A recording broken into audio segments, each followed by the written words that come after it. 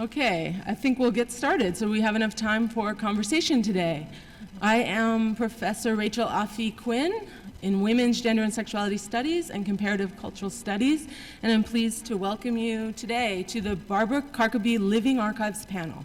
This is sponsored by the Friends of Women's Studies and the Women's Gender and Sexuality Studies program at the University of Houston. So I'm charged with giving you a welcome and tell you about our event for today. The Living Archives series that has been going on now since 1996 aims to present a sense of the complex history of women's lives in Houston and of the struggles and changes that have characterized that history. The panel discussions focus on issues relevant to Houston women, and the panels are taped and become part of the Carrie Stewart Women's Archive and Research Collection here at MD Anderson Library. It's nice to see Carrie Stewart in our audience today. And we're also pleased to, for the first time, be trying out a live streaming for our events that have become increasingly popular here. As a program, WGSS is devoted to exploring the way gender intersects with all aspects of individual women's lives, including race, sexuality, class, age, and disability. And if you came to our event earlier this semester already, you might have seen how we're also interrogating masculinities as we serve students with a range of gender identities and complicate gender. We want our program to be relevant and responsive to the community, and we're happy to collaborate with programs across our campus and our city. We might have representatives from the Women's and Gender Resource Center here at U of H. You know, Devin Ford and Malkia Hutchinson are planning to join us. We've initiated this conversation with our community members, responding to the growing dialogue around the Black Lives Matter and Black Women's Lives Matter movements taking place nationally and globally. We're looking today at the Black women's lives from various angles.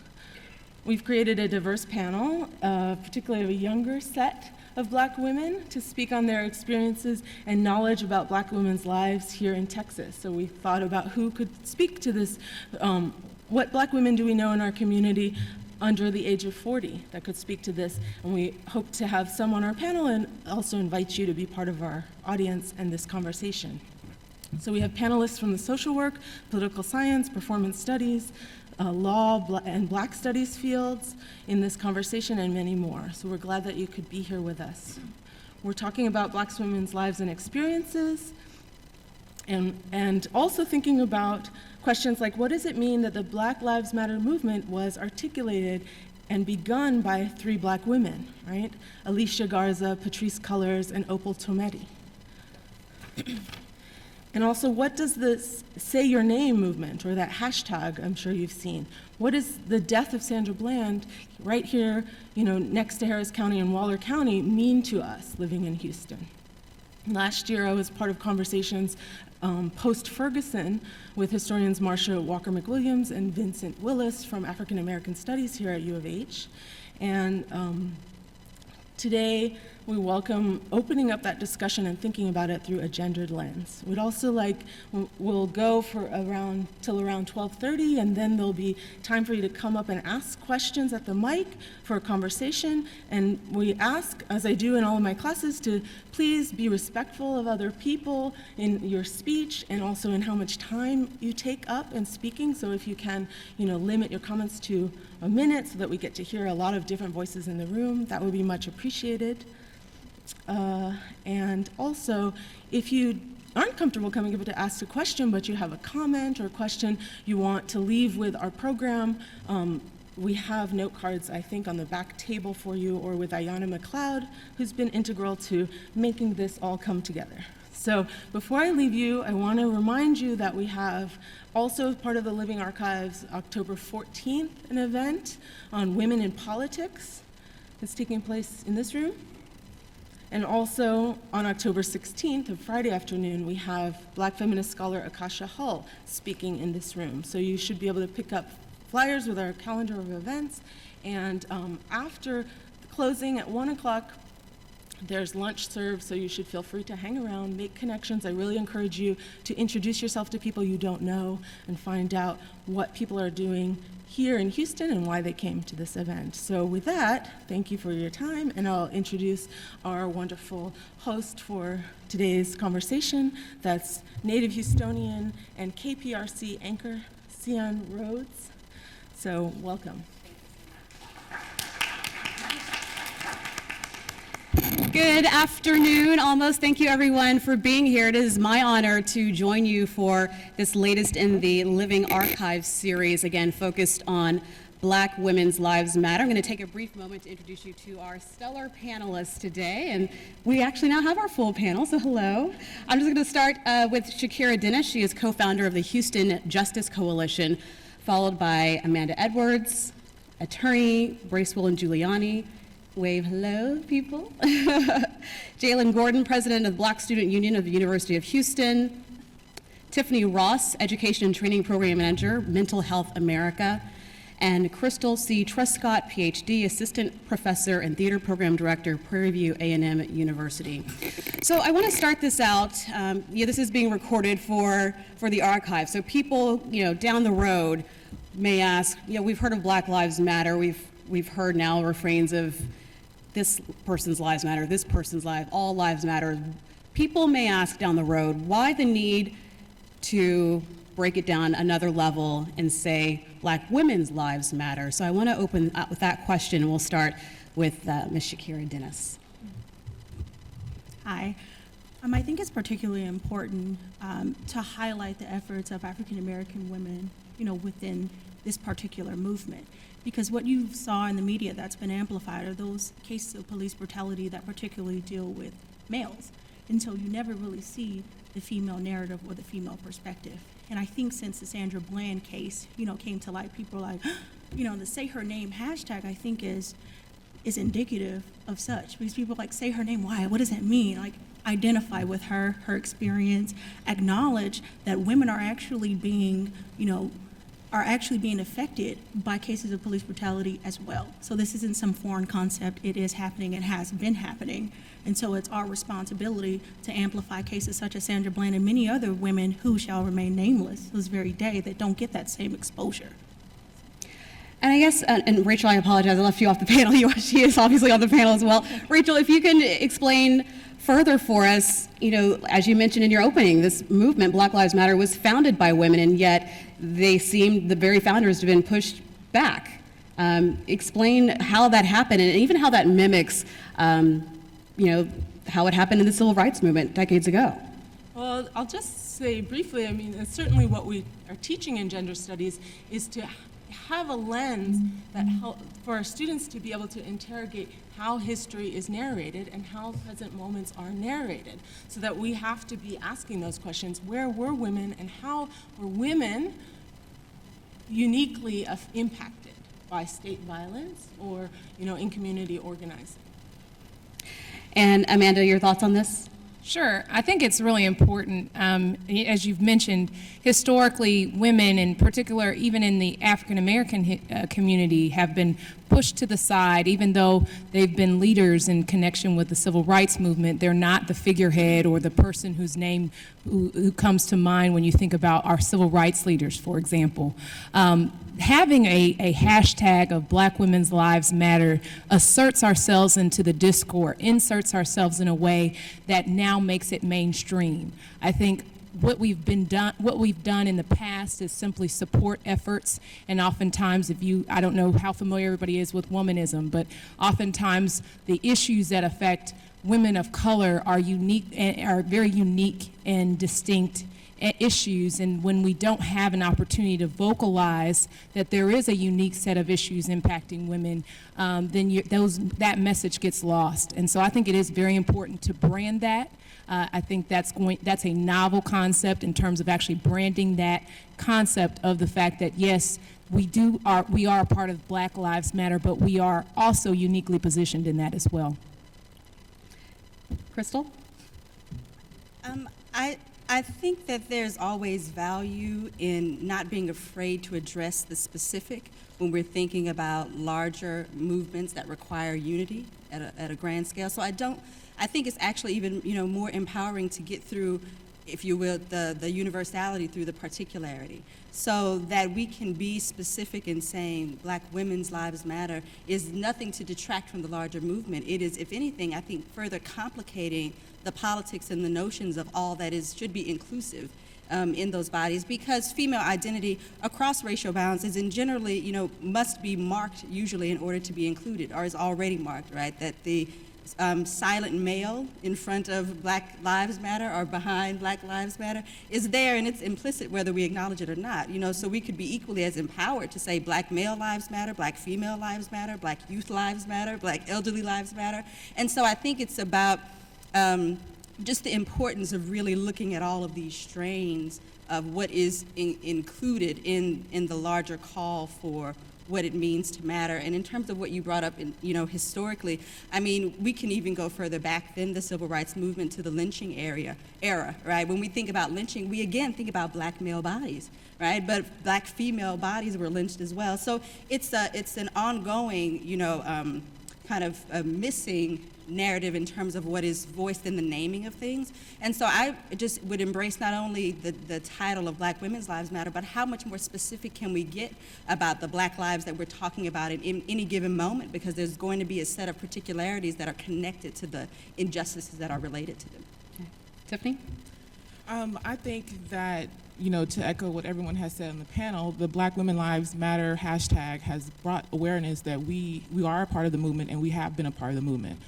Just historically, Black women broke away from the white feminist movement because they weren't dealing with the issues that we face. We're not just Black female identified women, but it's being a woman, being Black, being the head of the household, dealing with economic issues, dealing with sexuality and gender issues. So bringing out that Black Women Lives Matter is saying that, hey, we are here and we are dealing with these same issues. We are incarcerated. Don't forget about us. We are pregnant and incarcerated. We are, on the streets and trying to make a better lives for our family and for ourselves. So don't forget that we are out here, that we are dealing with the same and similar issues as black men as well. Jalyn?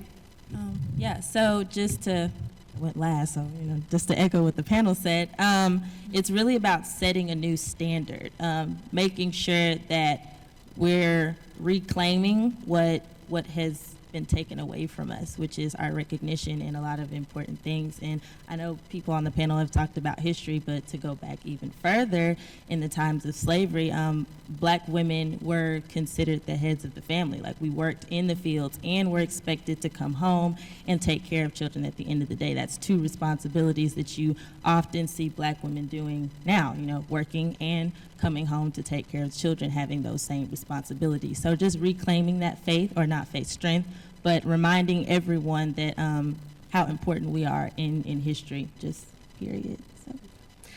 So. We know, obviously, the Sandra Bland case was the most recent and maybe the most important in terms of, Say Her Name, we've mentioned, and Black Women's Lives Matter. What do you think prior to that? Why do you think, rather, women's cases were not getting the same amount of attention as the Black men and young Black boys who were being killed at the hands of police? Didn't she tell us she was going to do easy questions? Sorry. You can go ahead. I mean, I would say, these are structural things, right, in terms of who's in power and who's making decisions about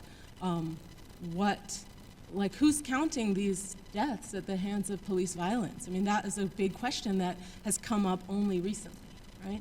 That we don't even have the numbers around how many people, particularly people of color, particularly Black people, particularly transgender women, are being killed at the hands of police. So if we can look and take apart and see this structure, it starts to make sense that male bodies are privileged, white male bodies are privileged, and then male bodies and women get erased in that.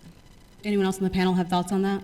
And also, I think that when it comes to the research surrounding such, like she said, the folks that are in power and who are responsible for producing research and statistics surrounding this type of work, typically tend to focus on male interactions, and that's the disservice, that happens to women, who are involved. So we aren't adequately counted, and so the gender approach isn't really taken into consideration, and so they don't understand our motivations for being involved or wanting to be included in this deal, because there's nothing out there, right now that really is potent and that focuses on why women are not actively engaged in a part of the conversation. And I also want to note, too, that I think that when it comes to research, we're left out. When looking at different things, for an example, around mental health, there's statistics on white females who deal with postpartum depression. But Black women have babies, too. Women of color are having children as well. So where is the information on how women of color are dealing with postpartum depression or other mental illness? And so when I look at research articles, all I'm seeing are of white males and white females. So I think that we're being left out of research. We're not, people are not coming to us. They assume, based upon stereotypes, that they think they know us. So that's just my opinion. This is a doozy of a question. But, because I think there are a lot of different ways to look at it. I think one is that there is a visibility or a perceived visibility to violence against Black male bodies that also at times has supports kind of a zeroing in on the focus of that. Even if we look historically, violence against Black female bodies was done in private, if you will, with even your reference to slavery in terms of rape in private. And so all of these other silent spaces that have just been kind of over the years, that silence has been inherited as well. And then when you get to this idea of visibility or perceived visibility, even within the Black community, and in terms of heteronormative gender standards, this idea that if there is an uplift and an upholding of the male, then that is going to, by extension, benefit the rest of the community or the female. And so there is a lot of, the preference or I don't even know if I would use the word preference, but the, kind of habitual go-to of male as standard, and that is the entry point across the board, particularly for all racialized issues, even, when you mention incarceration, that in our minds, reads male. And so we don't get statistics about 1 in every X, Y, and Z Black females are in prison, because the thought is this is happening to our men, which is an old, argument, which I'm not trying to invalidate it. I'm just saying that part of how to balance what to pay attention to and what to value, that there hasn't been historically, an equal playing field in that way. And so in some ways, the community in a micro and a macro sense is relearning how to, make sure that everyone is included in these conversations of value. Mm-hmm. I just want to touch upon one thing that is kind of what happens with the media. People want the more staggering statistic, right?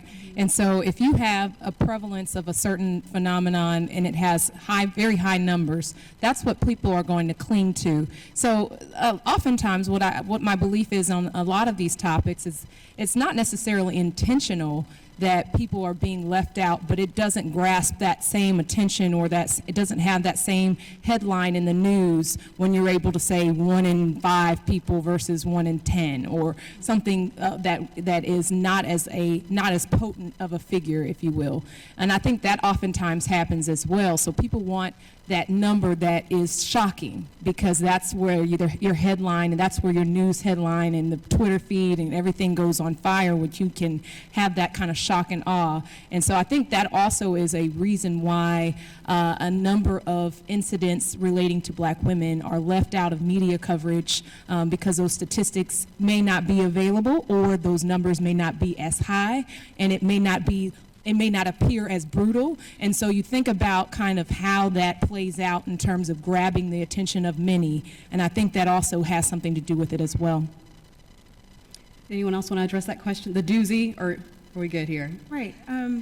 Just in general, like speaking to the research component of it, oftentimes you see where people generally talk about women being at risk, right? It's so general. So who? Like African American women, Asian women, Hispanic women. We've got to stop generalizing and start to focus on what's going on with the individual subgroups of women and be okay and intentional about that and sharing that information. Because if I'm young and I'm progressive and I'm ready to get to work, I need to know where I'm going. It can't just be women. No, which women? Like African American women are more susceptible to do X, Y, Z. Asian women. And so I think that matters when you draw out that narrative and you add some color to it.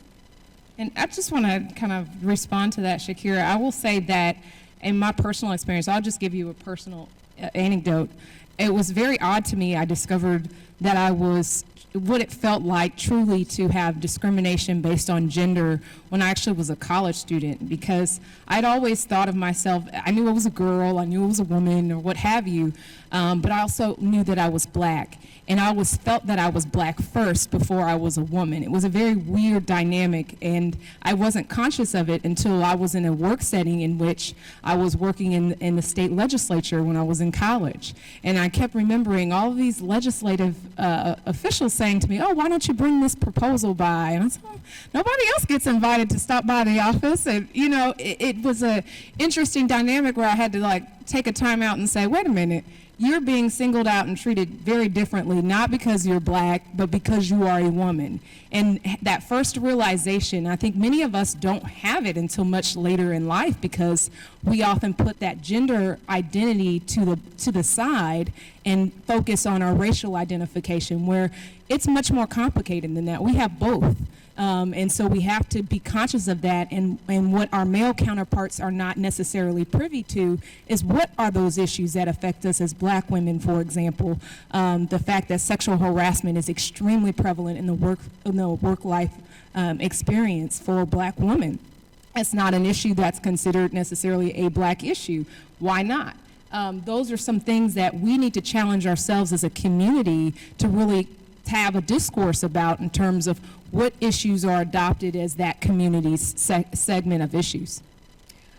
Another question I have in terms of the idea of whose stories are told versus whose are not, black men versus black women, is there a further argument to be made that there is a class issue when it comes with both black men, but specifically with dealing with black women? We had heard there had been other young black women who had died at the hands of police brutality or incidents with police, but Sandra Bland stood out, and a lot of people would argue that it was because she was a college-educated, middle-class black woman that more people could relate to. I'm interested in hearing your thoughts on that. Is there not only a gender divide within the Black Lives Matter, but then once you get talking about black women's lives, does it depend on your class?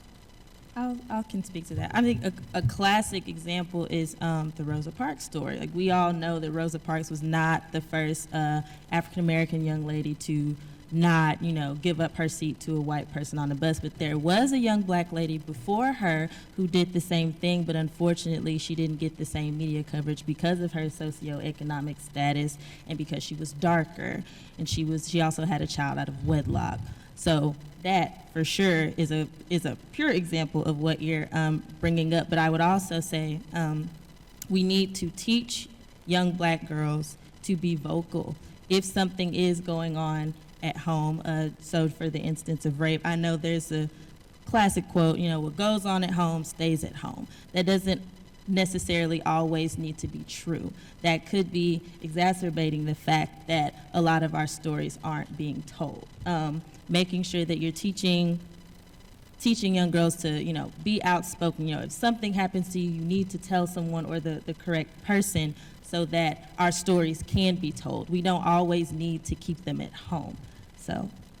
And also the media. And I think surrounding the Sandra Bland case, it's what they perceive to be sensational, right? So they're like, oh, young African-American female was apparently committed suicide in her cell. They thought that was makings of a great story.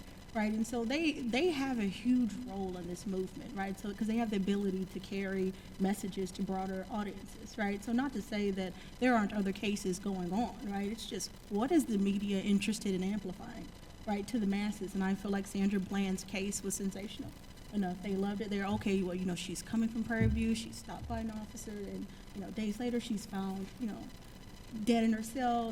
They're claiming that she committed suicide. So that type of stuff, penetrates national media immediately. And so it's things like that. I think the media plays a role in that, less than, people being unwilling to share the stories of other women. I would say that the reason, I really appreciated Jalyn's example of taking us to media and thinking about it in terms of the era of Rosa Parks. And now we want to be thinking about what are these hashtags doing and what attention are they bringing to state violence that's already been there.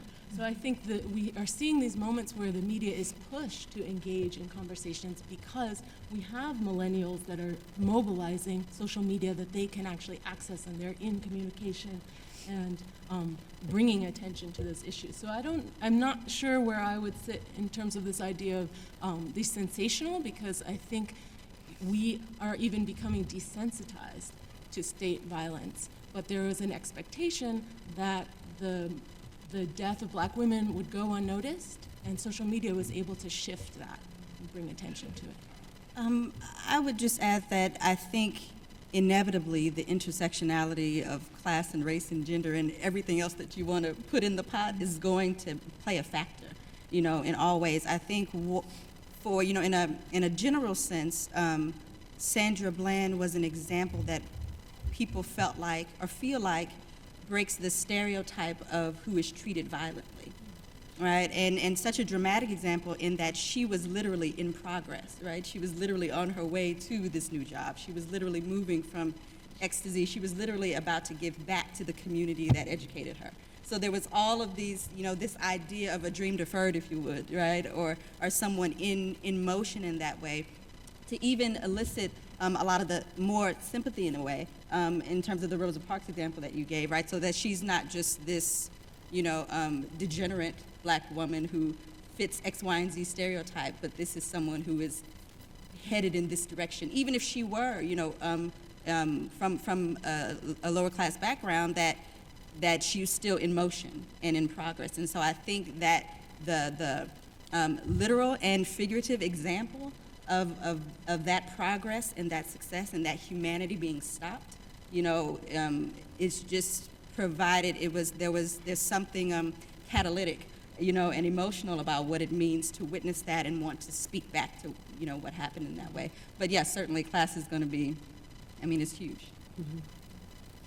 I want to talk now about, there's a lot in this conversation about the idea that, specifically between Black men and women, that Black men do not have Black women's backs. And that's something that is, been a conversation, been whispered about, but now is something that people are talking about more openly and having discussions. So I want your thoughts on this new public discussion and why that is and how we can change that dynamic. And if you agree with the premise. I think it's a question of how do you define a community issue, right? And so I think what has happened historically are that issues in a particular community, a marginalized community that affect, let's say, males, have been the predominant discussion points in terms of those community issues. And there are other issues that are specific to women, for example, that are not part of that discourse. And so it's not to say that Black men, for example, could not be supportive of Black women's issues. I think it's really to say that we have to articulate that as a community issue and frame it as such. And so I think that's why it's so important to have a hashtag Black Women's Lives Matter, not to be divisive. I don't think it's a divisive topic. I think it's an issue of inclusion and making sure that you're setting the stage, that you are broadening the spectrum of what those issues really are. And so there is brutality against women, so you highlight that. Or there are issues that affect Black women in the workplace, you highlight that. And historically, issues of rape, those were clearly prevalent issues within our community, but it was never highlighted or branded in a way that made it a community issue. And that's what we have to open the discourse about, not necessarily pointing fingers at you don't support me.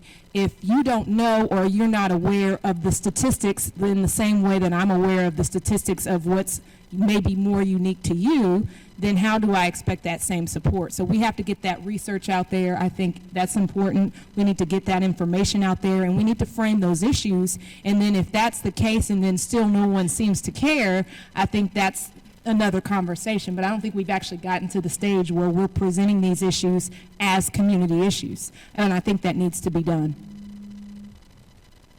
Anyone else? Well, I think I'll go back to an earlier comment I made in the sense of visibility and invisibility. And crimes historically, starting with slavery against black male bodies and black female bodies, there's been that experience of what's a visible example of violence and then what is something that happens in silence or in private or in the dark or that is in a space of shame that adds a whole other layer of whether or not it can be accessed on a community level, right? Because of how it would affect the other gender. But also, I think, quite frankly, it hasn't been the job of black men to have black women's backs. It's been the job of black women to have men's backs. And in a larger sense, even, across race, it is the job of women to support the men. If we want to, even go to sort of religious normatives, right, of how those relationships work. And so it really is a shift on a very large scale. And I'm not saying that to say that men don't, or communities of men don't, or some men don't have women's backs. What I'm saying is that there's not a conscious societal directive, that relates to what are we doing to uphold women, right? There has been historically for so long, and so shifting that paradigm of what are we doing, what are we, black women, Christian women, right, white women, whatever you want to add to in front of the women, what are we doing to support our men as the pillars and as the leaders of the community is something that I think is pressed. But, and then just I want to reiterate, I think there's the politics and the social-political implications of shame as it relates to how black female bodies are included in these conversations. That adds a whole other layer of how do we publicize, bring into all that, because a lot of times that's something that brings silence even in women's only spaces. Rachel, I wanted to get you to touch on something that you mentioned earlier, and that was the specific ideas about violence against LGBTQ and transgender, and why that is an issue that within the movement is somewhat, or if not definitely, ignored. I can only speak from what I'm seeing in terms of organizing and thinking about black women's lives, and that there's also a struggle to bridge a movement around black transgender women's lives, right? There's already, as many of the panelists are talking about this category of woman, and we're starting to see how we push at the edges of it. What does black woman actually mean? So if we are thinking about a community movement, right, thinking about the way we want our communities to be, then we have to figure out ways to bridge our differences. And so we might have different ideas of what a woman identity looks like, or even what a black identity looks like. And so how do we do that? You want to answer right now? I think that this is, like, what we have today is really a jumping off point, right? You all are hearing, bits of a conversation of things that you want to dig deeper into. As a professor, I would say, and what I'm trying to do in my classroom is to get people to talk across difference and figure out, what does it mean that if you feel uncomfortable about someone's difference, and can you still, build a coalition so that you can create the community you want? And I also think, too, that we have to be able to bring people into the conversation and not act as the spokesperson for certain individuals. As I've been reading, there were just statistics of 38% of black transgender people have reported police harassment. 14% reported physical assault and 6% reported sexual assault. We just can't forget our trans sisters in these conversations, and we need to bring them to the table and also recognize that they are also going through similar things as black women as well, and the harassment, the assault that at the hands of police officers. Did anyone else have another comment on that? Oh, yeah. I'll add something. I just want to reiterate the power of social media. As a millennial, the first majority of the information that I get as far as LGBT violence and police brutality has been from social media, Tumblr specifically. With my specific generation, I guess you could say Generation Y, millennials, we have this gift of technology. I really want to call it a gift. You can use it as something that's not a gift, but it's a gift. Making sure that we are spreading information as quickly as possible has been just phenomenal. It really is. Just looking at history and how we view history books, like the only thing that I have to rely on from history is a history book or going to the library, but I can get on the internet and find so many things, so many different articles or blogs, et cetera, about one event that hasn't been utilized in the past.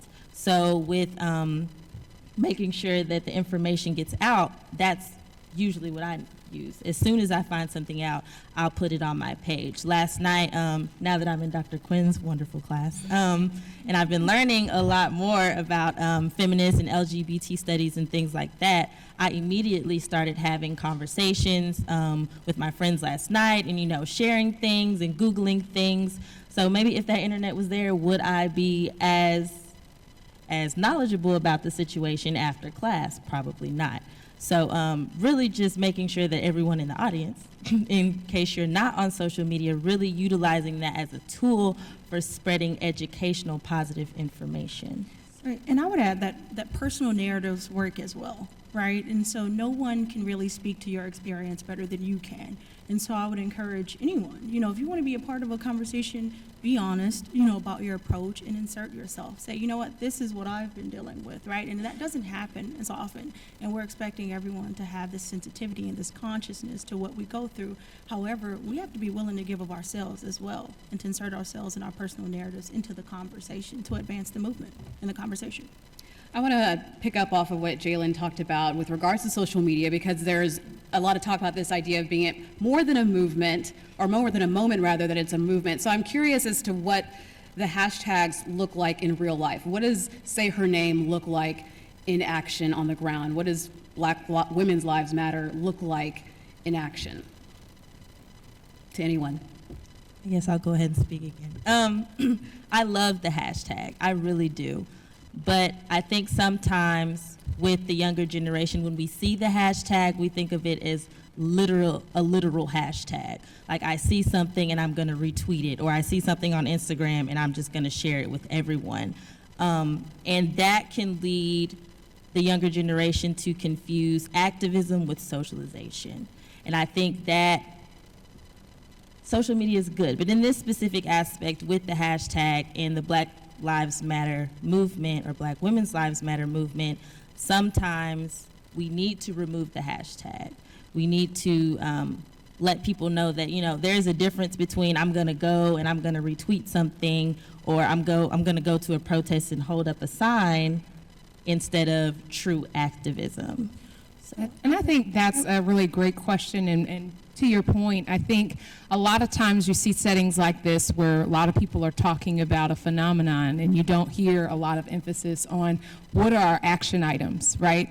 And so we need to be challenging each other in the discourse. I think it's critical that we're having that conversation and uplifting that awareness and consciousness of these issues. But coupled with it, it should be one and the same. How do we address it? And we need to be putting the exact same energy behind informing people of the phenomenon or defining the problem in terms of formulating solutions. And part of that formulation of a solution has to deal with the consciousness of America, right? So that's being it's a double purpose in terms of having that social media usage and then being able to say, this is a problem that needs to be addressed. And so that addresses the consciousness issue, but we've got to be thinking of it from not just we have to think about it from a policy standpoint. We have to think about it from a practices standpoint. We also have to think about it from a conversation or messaging standpoint. What are we communicating in our separate lives, meaning when we're not using that hashtag that doesn't support or aid in our effort to uplift Black women or make sure that people understand Black women's lives matter. And I think those are the kinds of conversation that must accompany any type of hashtag that's potentially associated with any type of movement. I just feel wanna like the say- hashtag. Do I have the right of way?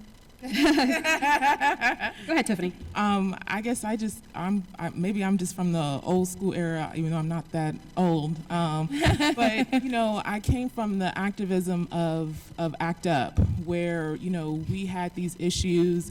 There was no hashtag. We educated ourselves about the issues. We had family members and loved ones who were affected by HIV and AIDS, and there were systems in place that were not allowing people to get the care and medication that they needed. So, it was about figuring out a way how we can make them see us. The era of the needle exchange program, of hepatitis C and again HIV affecting people. There was no hashtag. It was us seeing again family members and friends being affected by sharing needles and drug use and again systematic racism and all these things in place that was harming people. So it was about us figuring out a plan of what we can do to get people to recognize, hey, these issues are affecting communities of color. They are affecting us personally. And, it was about that plan and marching and, to the places and to the jails and forcing people to see us. So I think sometimes with social media, it's easy to forget that. It is easy to just retweet instead of picking up and reading that book or reading that article to continue to educate yourself on these issues that are not going away. I guess I have a different position. I love social media. I think it's a very powerful tool, in the midst of this movement, if not one of the most effective tools of carrying the message to a broader audience. And so the Sandy Still Speaks, the Black Lives Matter, the Black Women's Lives Matter, it's a community, right, in itself. So if you're on social media and you click on that hashtag, you can see who's doing the work. You can immediately plug into the conversation. If you retweet, you share a Facebook post, you do something, you're touching 1,000 other friends of yours, who may not be aware of what's going on. So we have to be sensitive to, I guess, multiple forms of activism, because social media is a form of activism, whether or not people are willing or ready to accept it, as it is. And it's been extremely helpful, especially with my organization. We were practically built off of, making sure that we had a strong digital presence, right, in touching people, right, building data, being able to connect folks to our message and our work through that outlet. So we have to be sensitive to it and use it to our advantage. And I would just say, as a scholar too, it is an archive, right? It's a living archive once you have that hashtag to see where people have been doing the work and contributing. So there are value in so many different ways, but I would agree, then we have to figure out how that translates into action.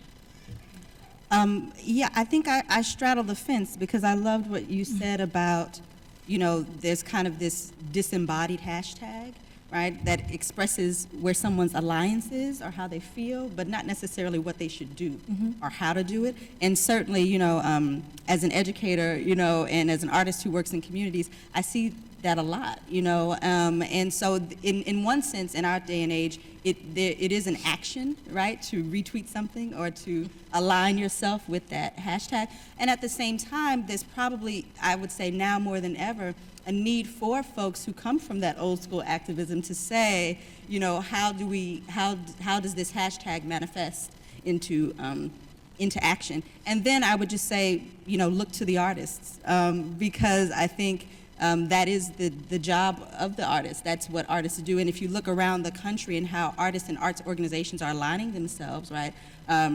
The National Black Theater in Harlem, it has created a safe space where the community comes to dialogue, right? Just to get the feelings out, right? And know how to do that, and using these arts-based practices to help make that, useful. How many pieces are being created, visual and performing arts, that are around how to process, this sort of, because it's an informational archive, but it's also an emotional archive. And what I've found in my students is that there's really this emotional confusion, right, about what to do and how to feel. It's like, I know I'm feeling something, I don't know what to do with what I'm feeling, and I don't know, I don't know what to do with what I'm feeling in an individual level, and I don't know what to do with what I'm feeling on an active level. So, a couple of the things, even happening on the PVAMU campus, which is a very, complicated space, even before the Sandra Bland incident, is that it's, we're creating in the theater department a series called Matter.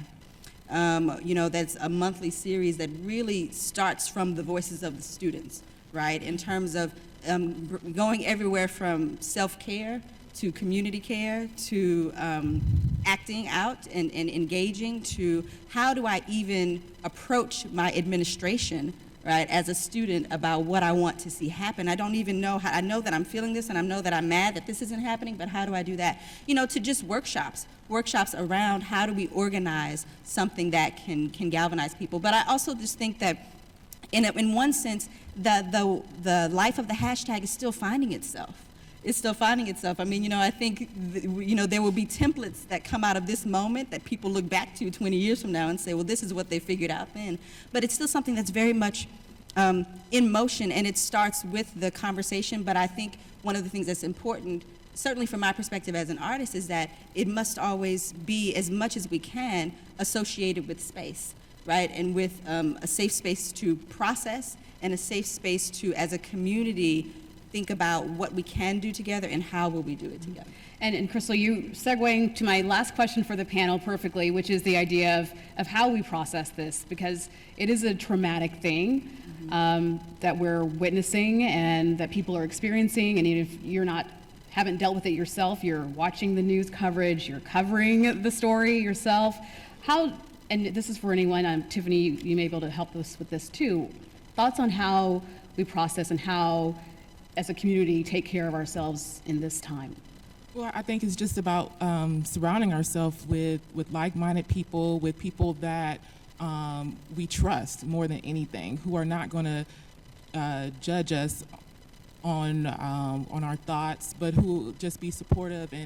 And sometimes it's about them just sitting with us, just let me sit here while I just try to figure out what I just saw on TV.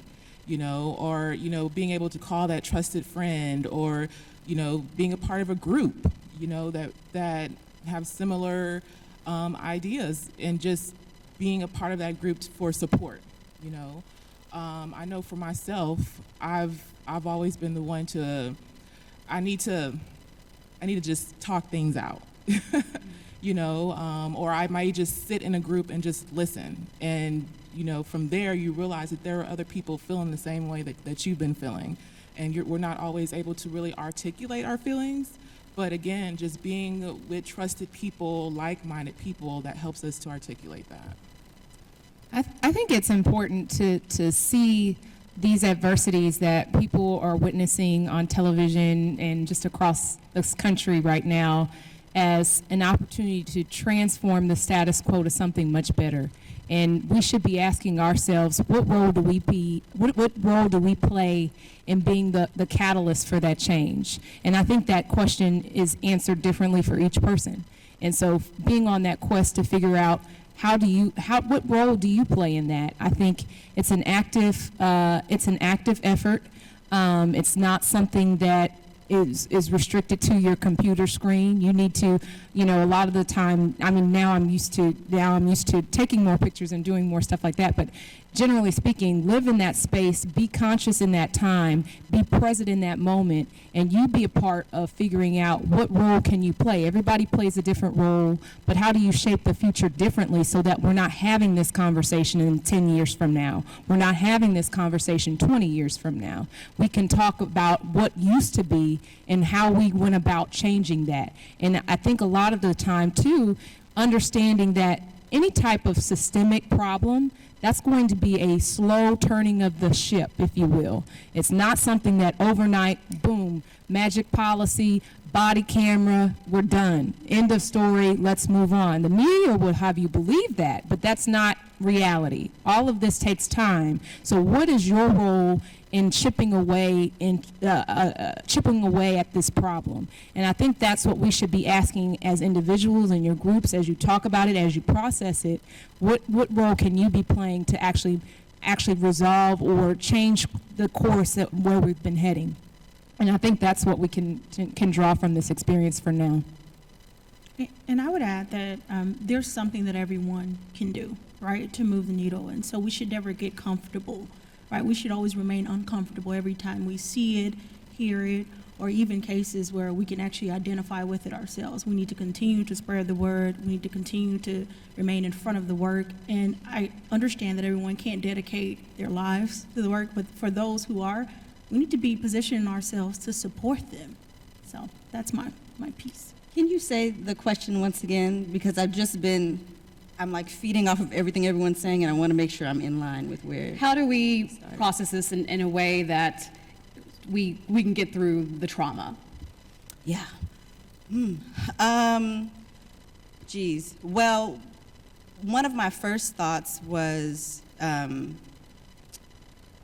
of this idea of language and what it means to call things what they are. And I was thinking back on even one of my earlier comments where I misspoke. I said Sandra Bland incident, and I don't like that, right? I don't like what that means in terms of even how language is used to value someone's life, that this was a woman who died, right? And so that the emotional implications of that and how that lives in the body. So that conversations are also a part of that, and really kind of getting to the heart of calling things what they are.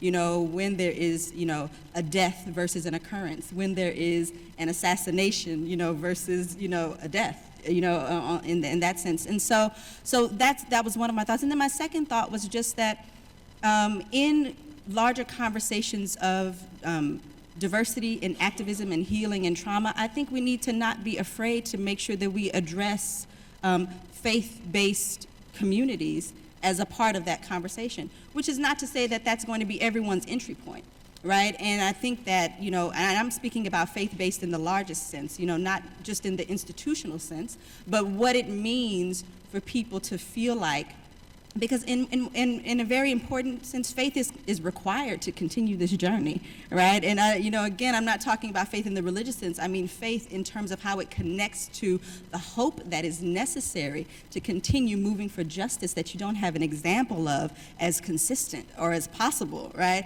And so, but oftentimes when we talk about diversity and when we talk about activism, certainly in academic spaces, right, there's such a fear of bringing faith into stuff, right, in terms of what it will mean to people who don't want to engage that. But I think it can be a very important part of the healing process, even in the sense that it just that's another way, in the same way that hashtags reach large communities, that also reaches large communities that will, can help push the conversation forward as well. All right. At this point, we'd like to open it up to our audience, and it's so good to see the room is filled up since we started here. So we have microphones, and I think there are note cards as well if you wanted to pass those forward.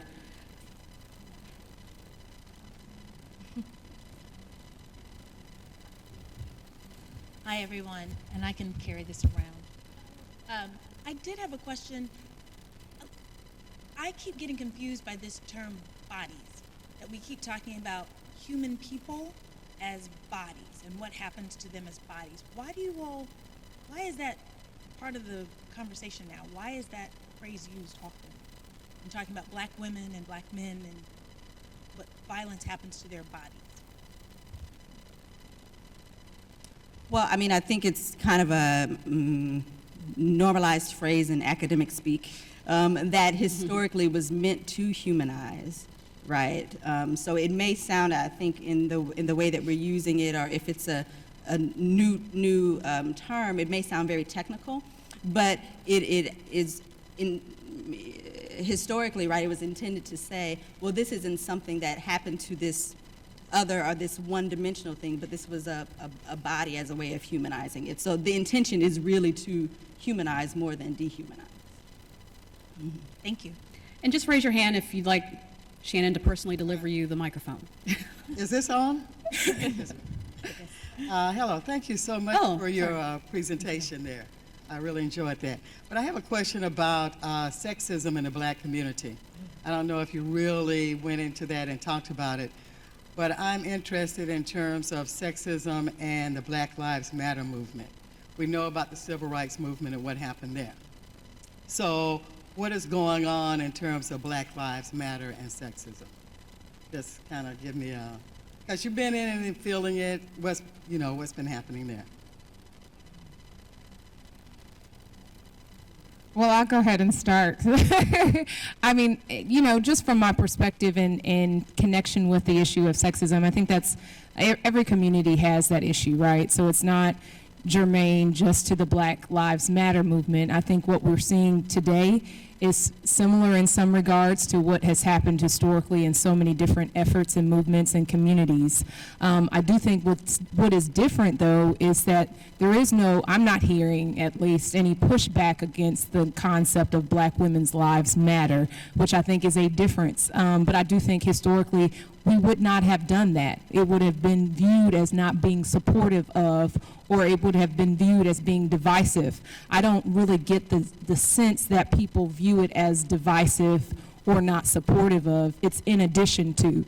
And I think we have to be very vocal and empowered in our willingness to talk about that, because it's not to take away from the tragedy that is at stake or the worth of the lives of the Black men who have been facing police brutality over time. It's not to take anything away from that in any way. It's simply to add to that narrative. And I think as long as we communicate that message, it will be received in a way that's better than what's happened in the past. I don't know what conversations took place in the past necessarily. I just know what the outcomes were, which were that Black women were marginalized in historical efforts. That being said, I would be curious if there are men in the audience who have any views on that, but it is something I haven't heard any pushback about. But again, it's not necessarily also become the mainstream either. And until it becomes the mainstream, is it the point where we're truly embracing that as a valid issue for our community?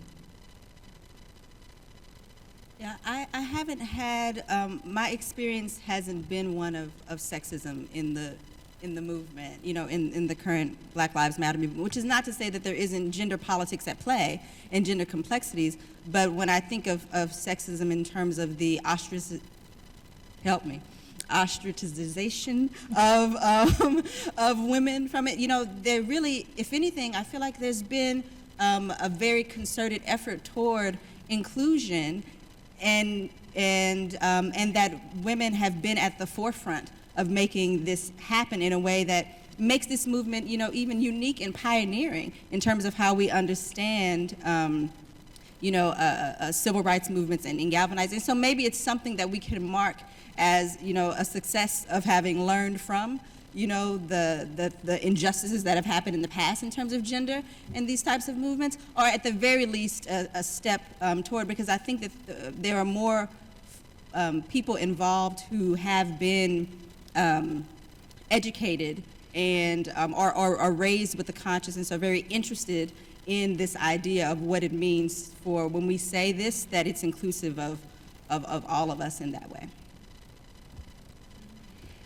How y'all doing? I just want to thank you guys for such an amazing panel. I think it's definitely a necessary discussion and conversation to have.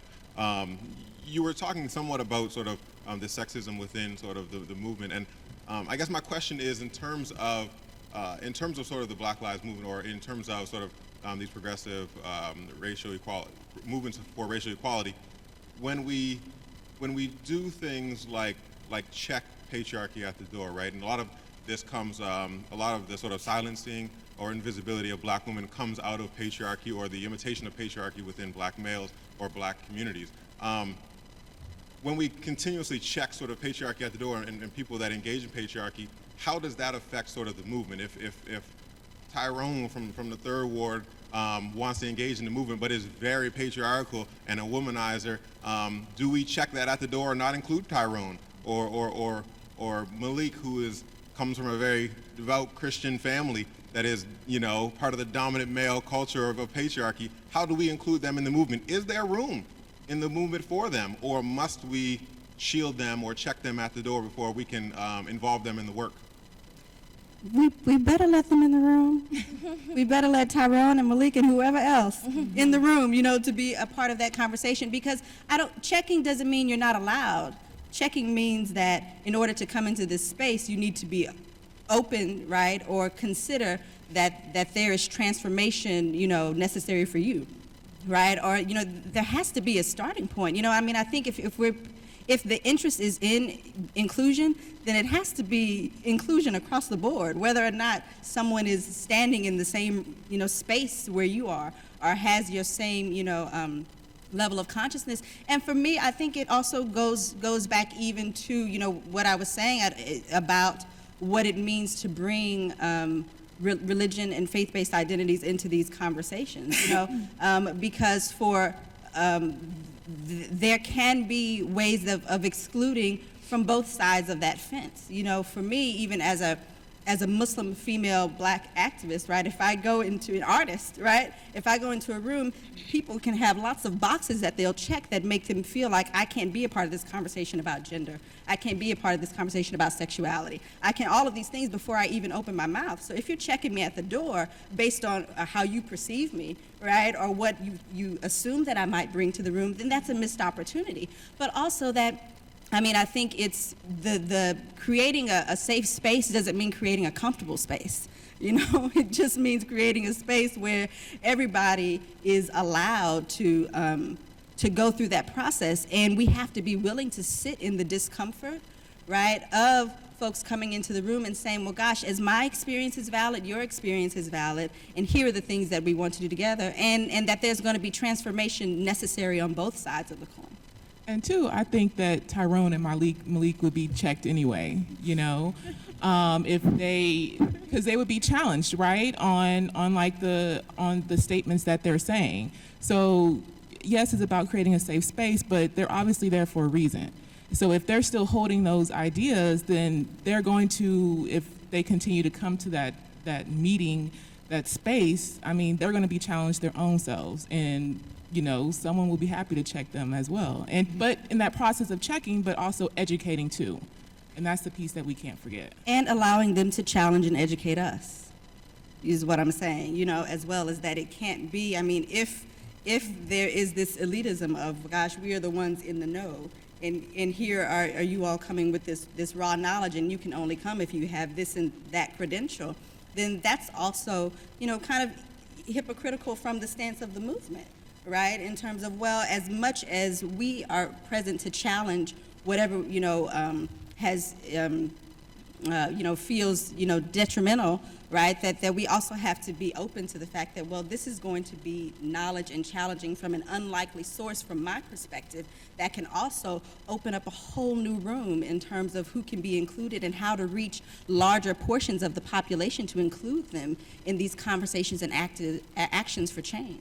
I think one of the things that we have to think about in terms of, one of the things I always think about is my purpose. With whatever I'm doing, I have to understand what my purpose is. And if my purpose is to make a certain under-discussed or undervalued aspect of community life valued and part of the mainstream, then we have to think about how do we get there. Part of that is the concept, or embracing the concept of inclusion.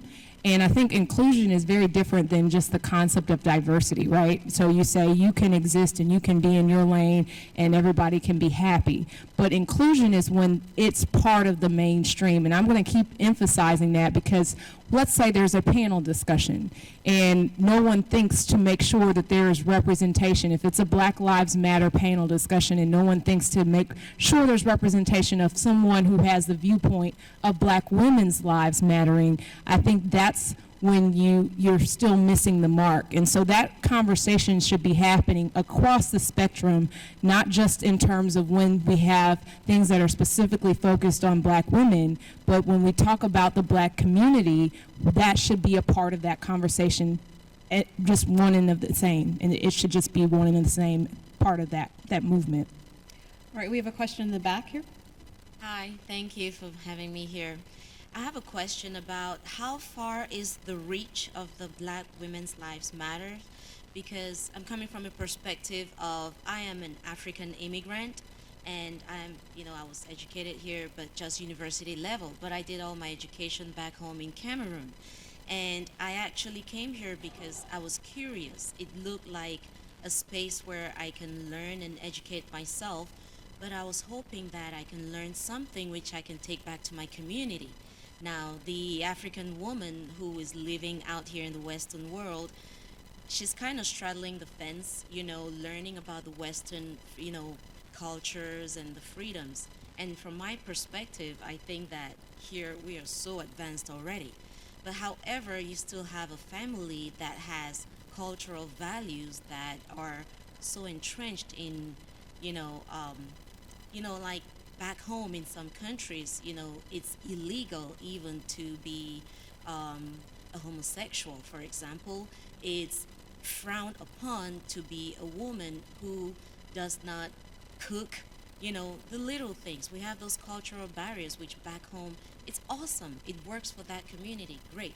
However, there are downsides to it because even there, people are losing their lives for being who they are.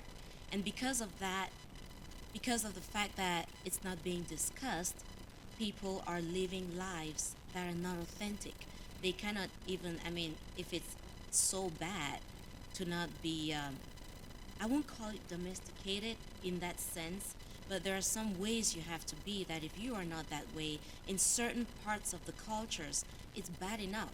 Can you imagine stretching out to be that much of yourself? Now, being out here, I have the distinct advantage, as a lot of my peers who are out here, to be able to live the fullness of who they are. But still, we are within our little communities, So how do we involve that demographic of Black women? We are here, we are getting married to Western men or having relationships with Western partners. How do we get us involved in the discussion to be effective in our little communities where you have even so many other barriers? I guess I'll speak to that. I would say by default, the Black Women's Lives or the Black Lives Matter movement was actually one of the founders was a Nigerian American woman. So there you go, right there. There's some power to the movement that makes it in another aspect very inclusive. Secondly, I would say looking at history, what Black women have done, it's always been history. It reoccurs. It happens again. So looking at that as maybe a blueprint or a layout for, hey, this is what this young lady did in this time, this is what I should do. The third thing, going back to a point that I said earlier, is really educating yourself so that you then can educate your daughters so that they can then have the courage or be outspoken and be a leader so that they can go back and change things for others. Being that one of the young women that started the Black Lives Matter movement is a Nigerian American, that's a role model for someone like me. I may not be Nigerian or what have you, or African, but there's someone that I can look to in this day and age, instead of in times past or in history, that I can look up to and say, hey, this is what she did in this day and time, and this is what I can do. So I'm going to make sure I instill those same values and traits and characteristics in my daughter so that she can make history for someone else, so that someone else can look up to her and say, hey, this is what I need to do. Right, and it's also, to touch on a point that Amanda made, it's knowing your purpose and interrupting those mainstream norms and behaviors, right? Inserting yourself, sharing your personal narratives, and showing up, right? Because that's ultimately important, right, to the discourse and the conversation. When you're here and you're present and you're saying, look, this is how I grew up, this is what I've been exposed to, and this is why I behave and I respond in the manners that I do. It's situations like that where it's not necessarily that you're not being included, it's just that some folks need that sensitivity and that increased consciousness to your situation to be presented by you. I think, go ahead. We always are looking for a quick fix, but these are really long-term relationship building. And, there is always this debate about social media and how much, what kind of relationship are you building if the conversations you're talking about are online conversations, and that it kind of protects you from some of the discomfort of having to get to know someone and see where their limits are in terms of how they see the world based on their experiences that are so much shaped by their identity.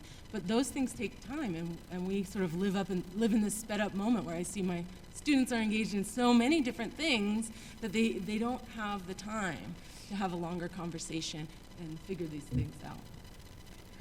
Question, someone at the mic down front. Thank you. This has been awesome. So I'm a product of an educator and a social worker. So two things that I'm very familiar with are how to cope and how to teach. So my question would be for those of us, I'm very fortunate. I work here on campus, so I'm fortunate to have friends on campus who look like me, who experience the same things that I do on a daily basis, and I kind of utilize them as my coping, to help me cope. Because there are some days, I think it was Amanda that spoke to trauma. Waking up week after week, day after day, and seeing a black body in the street, be it male or female, is traumatic.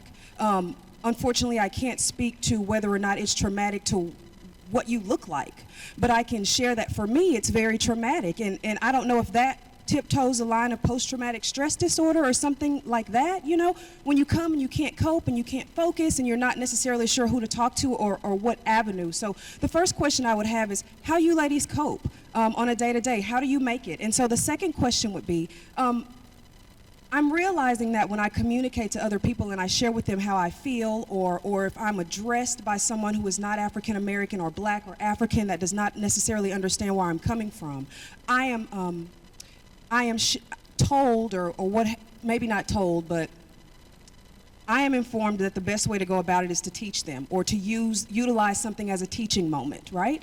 So sometimes I don't necessarily feel like doing that. I feel like there are books, I feel like there is research out there that can be done that I am not responsible for. So my second question would be, everything's not a teaching moment. So how do you go about informing or educating someone who does not understand the movement of Black Lives Matter or Black Women's Lives Matter? How do you teach that? Or how do you not necessarily dumb it down, because it's deep? It's not something that I can have a conversation with you about in 2 minutes and you're like, all right, I get it. So how do you go about informing and educating those who may not be as up to speed as some of us are in the movement and engaging? Thank you. I'd like to take a stab at the second question first. I think understanding the mission can help us appreciate and accept and move past what we might be feeling in terms of that particular moment. So sometimes it is very frustrating when someone may be completely oblivious or insensitive to some of the issues that we think most people are aware of, should be conscious of, should be sensitive to. But if you really think deeply about the mission, then it's our responsibility to do that. It is our responsibility to touch that life, even though it's frustrating and even though it may seem irrational. It is our responsibility, because if we don't do it when they're present before us, when is that opportunity going to rise again? And so you have to seize those opportunities when they present themselves, and you don't choose them. Hey, I might be walking down the street or whatever, and a very odd conversation happens. I'm startled by it. It's not my selection of, let me go to your office and have a talk with you. Sometimes the opportunity presents itself in a very uncomfortable way, but it's our responsibility. If we're really trying to change a consciousness, you have to. And so that's what I would encourage us to do in terms of a coping mechanism, keeping closely tied to that mission, figuring out what your role is. The sooner you figure out your role in terms of how do I help, right? And you don't necessarily have to help in the same way. You may not be a drafter of a piece of legislation. Maybe your role is, when that person did come to you or you were confronted with an uncomfortable moment, your role was to share with them, be patient with them. And maybe something you say, even though they don't accept it at that moment, something you say might stick with them, having that patience to deal with that scenario. And so I would think that helps in terms of making it a forward-looking type of proposition, as opposed to something where your only emphasis is on the pain. Certainly the pain exists, but how do you work through that? I think for me it's prayer, and then trying to find someone that I can talk to digest what I just experienced, you know. My own personal experience, I graduated from UT School of Social Work, where I was the only person of color in the majority of my classes. So being in social work, you think that people will be like-minded, what I've been saying, or having similar views, and you know, no. There were a lot of ignorant comments that were being said about working with black families, about other families of color. So my first thought was actually to leave UT, and because I grew up here in Houston. So I called my mom crying. I'm like, forget this, I don't like them. They saying all this stuff. But her strong black woman mentality was like, no, you need to stay there and you need to take care of your business of why you went there, your original mission of why you went to UT in the first place. So with that within me, I sought out professors that were of me, that were black, and that I could trust and that I could go to and talk about the situations of what just happened in my class. And sometimes you have to do that. So it's about finding, again, people, that have been through similar situations that you can talk it out with, that can be that support. So.